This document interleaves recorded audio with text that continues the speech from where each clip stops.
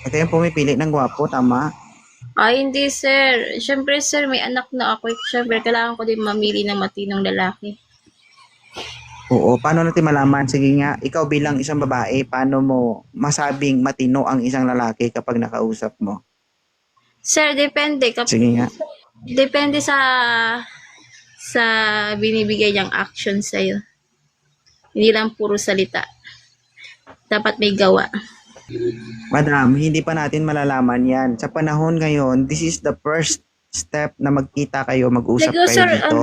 siguro, Ngayon, sir, oo. siguro, sir, kilalanin mo na yung tao na mabuti. Oh, sige. So, ibig sabihin, hindi ka nagbabase sa itsura. Yes, sir. Yes, sir. Oo. Good thing na, narinig namin sa'yo, no? Yan, seryoso. Ilan taon ka na, sir? 37, sir.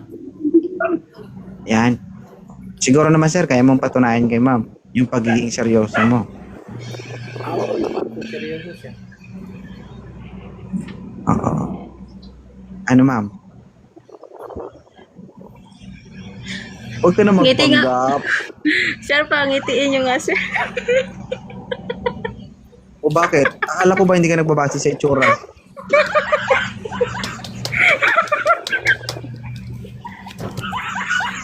May pustiso ako. Ma'am, malalagas din po. Ma'am, malalagas din ang ngipin mo. Huwag ka mag-alala. Sir, ayaw magtama yun. Sir, walang ngika.